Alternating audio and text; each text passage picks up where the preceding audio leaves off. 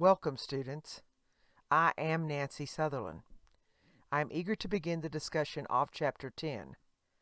Chapter 10 is entitled Consumer Identity 1, Sex Roles and Subcultures.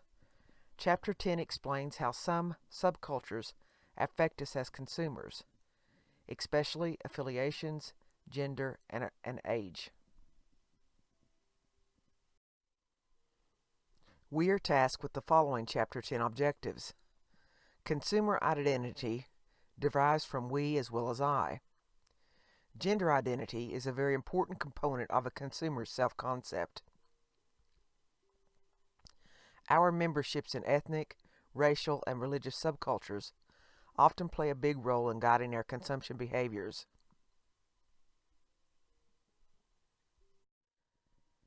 Marketers increasingly use religious and spiritual themes when they talk to consumers.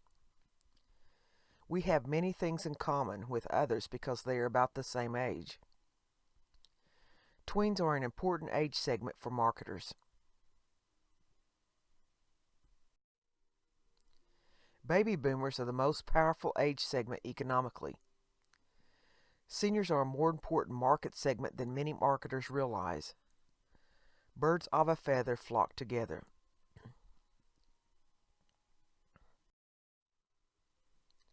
Learning Objective 1 states consumer identity derives from we as well as I. Maria, who is pictured in the slide, lives in Los Angeles, not Mexico, as you might have guessed. More than 1 in 4 Californians are Hispanic, and overall the state has more non-white than white residents. Maria is an example of how people can build their self-identity on the basis of many subcultures. We will cover several of these subcultures in this chapter. Our group memberships within our society at large help to define us. A subculture is a group whose members share beliefs and common experiences that set them apart from others. We all belong to many subcultures, depending on our age, race, ethnic background, and place of residence. People who are a part of a micro-culture freely identify with a lifestyle or aesthetic preference.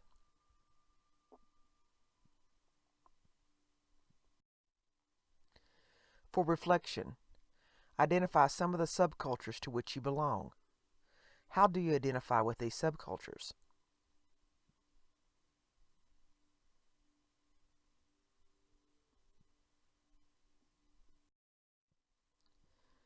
Our second objective in this chapter focuses on gender as part of our consumer identity. This ad for Bajan illustrates how sex role identities are culturally bound by contrasting the expectations of how women should appear in 2 different cultures.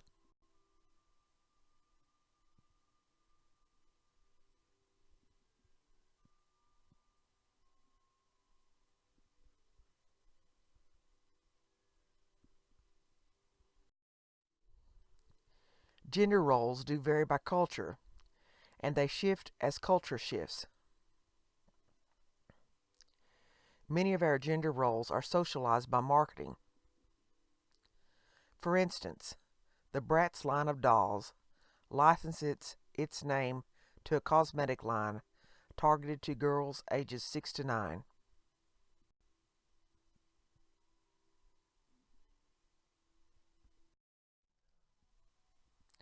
Many products are sex-typed. They take on masculine or feminine attributes, and consumers associate them with one gender or another. Thor's Hammer vodka brand comes in a short, squat bottle, and it is described as a bold, broad, and solid. This is a man's vodka. Both men and women have typical sex roles. Masculinitism is the study of male image and its complex cultural meanings. There are 3 traditional models of masculinity: breadwinner, rebel, and man of action hero. The breadwinner model is based on the American view of success. The rebel model emphasizes rebellion, independence, adventure, and potency. The man of action hero draws from the better of the other two models. Men and women receive mixed messages about how they are supposed to feel and behave.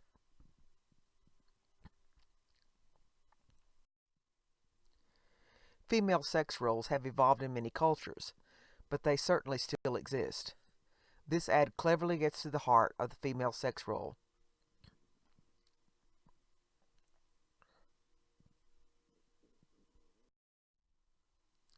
This Israeli poster exhibits the contrast in our stereotypes of men and women, pointing out the complexity of choices for women and the simplicity of men. The tagline for the ad is, "Thank God you're a man." I want us to reflect upon this pertinent content. What are two examples of sex-type products? Are there situations for which promoting sex-type products might limit the market for a product?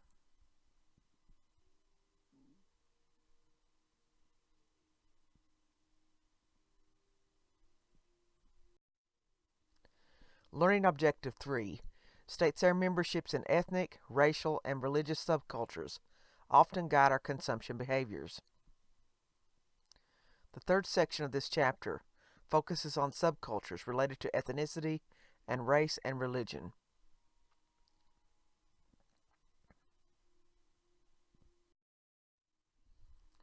Ethnicity matters when it comes to marketing, whether in a single country or for brands operating globally. For instance, McDonald's has tailored its menu in different parts of the U.S. and the world to meet the needs of ethnic subcultures.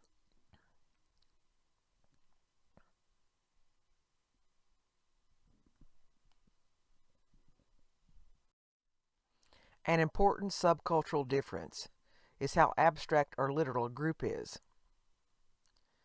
Sociologists make a distinction between high context cultures and low context cultures.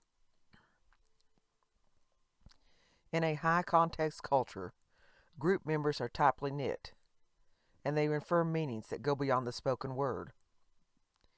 Symbols and gestures are used instead of words to carry the weight of the message.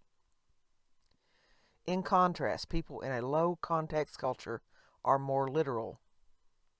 Compared to Anglos, many minority cultures are high context and have strong oral traditions. This means that consumers are more sensitive to nuances in advertising.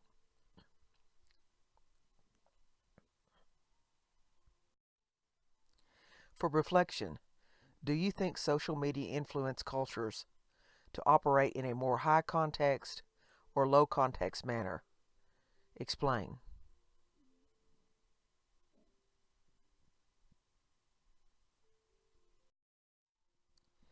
Some people feel uncomfortable with the notion that marketers should explicitly take into account people's racial and ethnic differences when they formulate strategies. Still, we must, because ethnicity affects consumers' behavior.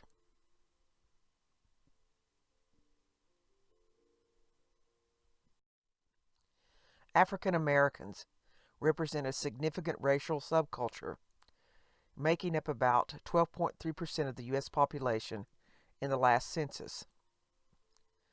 Although African Americans differ in some important ways, they may not be very different from white consumers. With a few exceptions, both groups have the same overall spending patterns.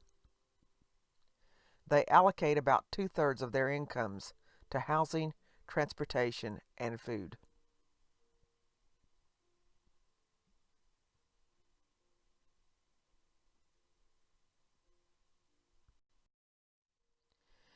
Hispanic is an umbrella term that describes people of many different backgrounds. About 60% are from Mexico, with the next largest group from Puerto Rico making up less than 10%. The phrase Hispanic also captures Central Americans, Dominicans, South Americans, and Cubans.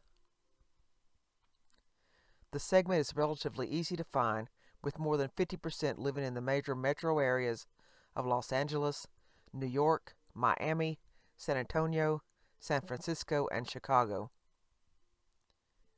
However, among many Hispanics, there is relatively low level of acculturation.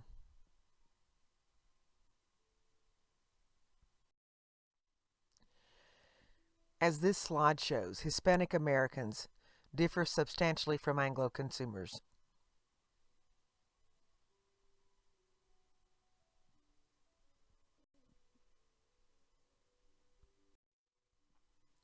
This slide reveals many of the distinguishing characteristics of Asian Americans.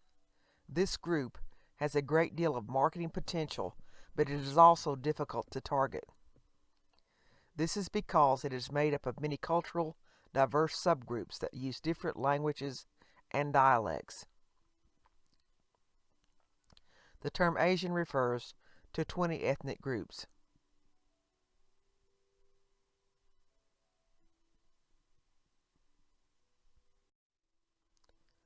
The progressive learning module assumes that people gradually learn a new culture as they increasingly come into contact with it. When people acculturate, they will blend their original culture with the new one. Consumers who retain much of their original ethnic identity differ from those who assimilate.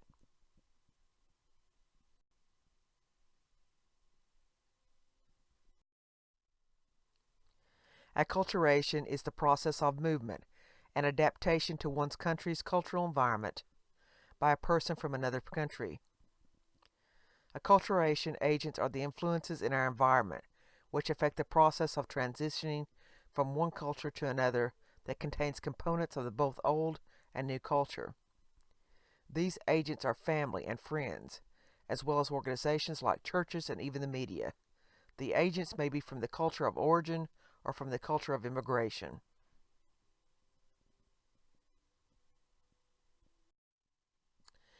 Identify products which have been de-ethnized. How should these products be marketed now? You are honing reflection skills.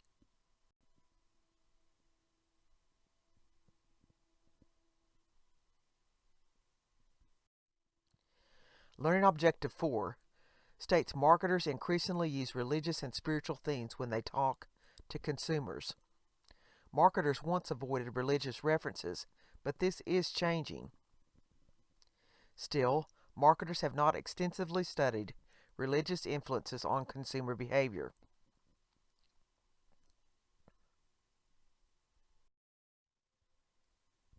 Religious subcultures have an impact on consumer variables, such as personality, attitudes toward sexuality, birth rates and household formation, income, and political attitudes.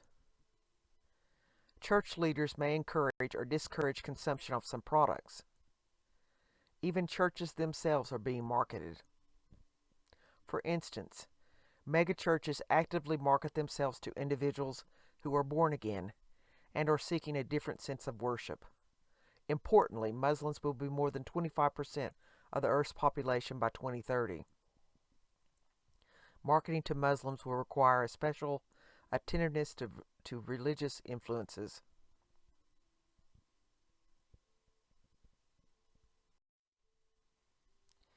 This is probably a controversial question. Nonetheless, let us reflect. Should members of a religious group adapt marketing techniques that manufacturers customarily use to increase market shares for their products? Why or why not?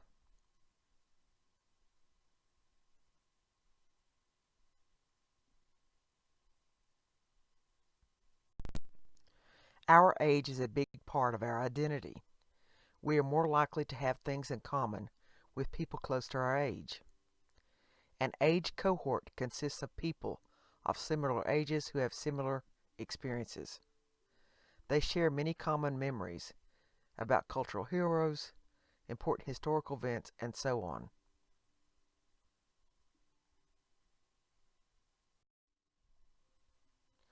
Although there is a general consensus on how analysts describe age cohorts, the exact labels and cutoff dates do vary. These are some approximations for the primary categories. The interbellum generation describes those who were born at the beginning of the 20th century. The silent generation describes those who were born between the two world wars. The war baby generation was born during World War II. The baby boom generation was born between 1946 and 1964. Generation X was born between 1965 and 1985. Generation Y was born between 1986 and 2002. Generation Z was born 2003 and later. The global youth market is massive. It represents about $100 billion in spending power.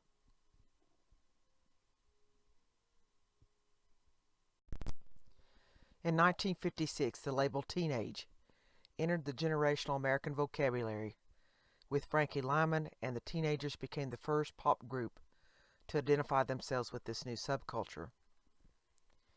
Throughout most of history, a person simply shifted from child to adult without the ritual we have today.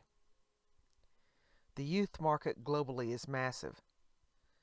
It represents about $100 billion in spending power, and much of this money goes to feel-good products like cosmetics and fast food.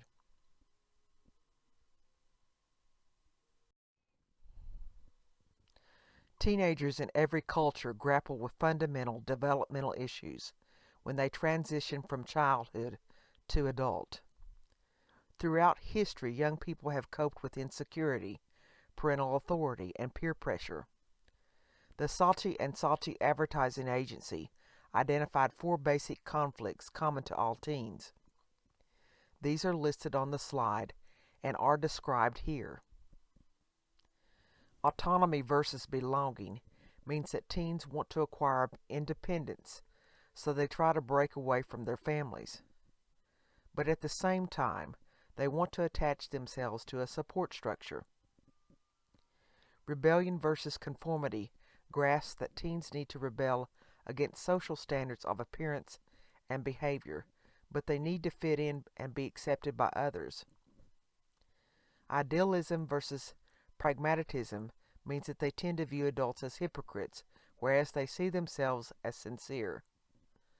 Narcissism versus intimacy means they tend to obsess about their appearance and needs. However, they also feel the desire to connect with each other.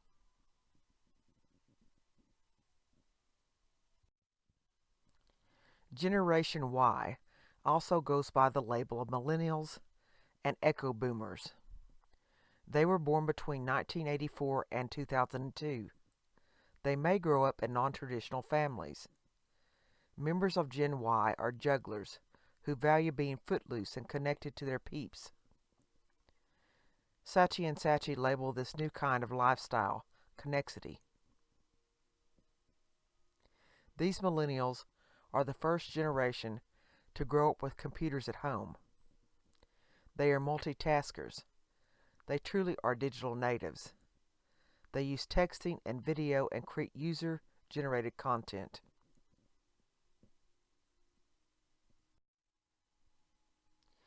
Modern teens are savvy, and marketers must tread lightly when talking to them. The message must be authentic and not condescending. These are the 4 rules for marketers to abide by when engaging teens.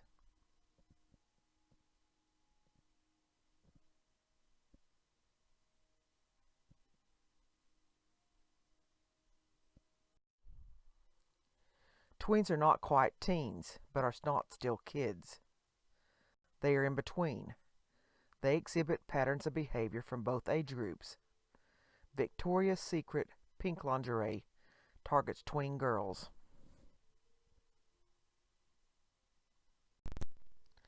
College students are hard to reach by conventional media, but they can be reached where they live and play.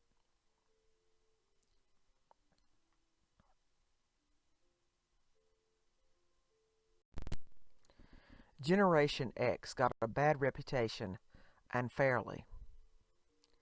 Originally they were called slackers and baby busters, but since they've grown up, they've been responsible for many cultural change in products like Google, YouTube, and Amazon.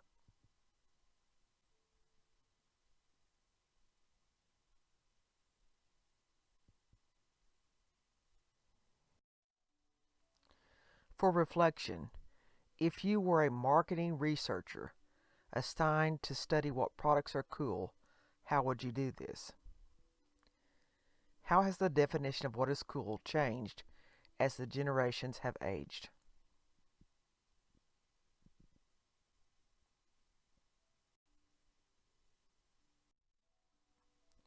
Learning Objective 7 states baby boomers continue to be the most powerful age segment economically.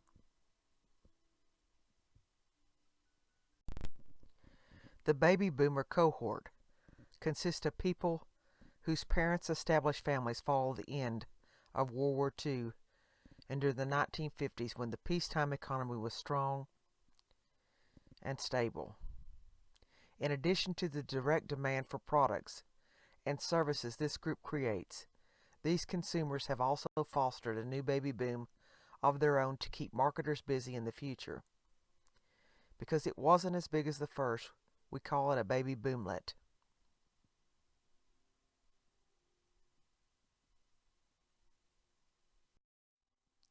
The United Nations says that people older than 60 are the fastest growing age group on Earth. We call this group the gray market. Older adults control more than 50% of discretionary income.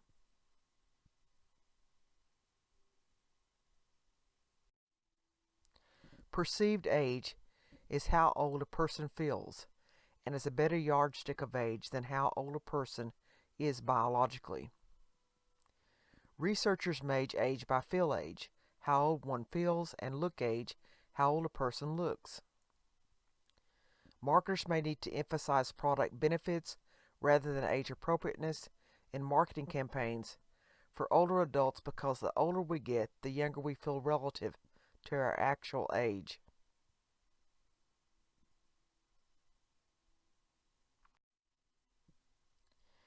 It is important for marketers to understand the psyche of older people.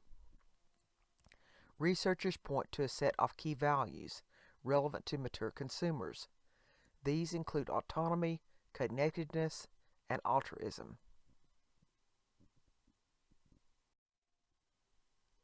This reflection requires much critical thinking. It is practical to assume that people 60 and over constitute one large consumer market, i.e., the gray market. How can marketers segment this age subculture?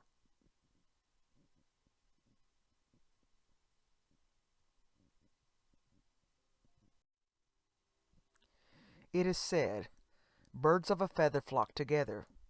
This age-old saying is the perfect motto for place-based subcultures. A place-based subculture means that people tend to be like those who live in the same areas, types of homes, and types of neighborhoods. They share common consumption patterns and common socioeconomic characteristics. Marketers use systems like Nelson's Prison to identify clusters of people who are also grouped by zip code.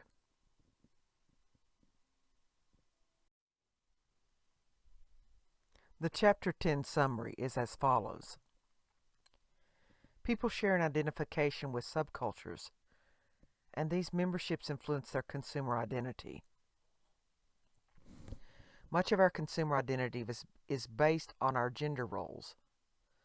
Membership is ethnic, racial, and religious subcultures play a role in our consumption decisions.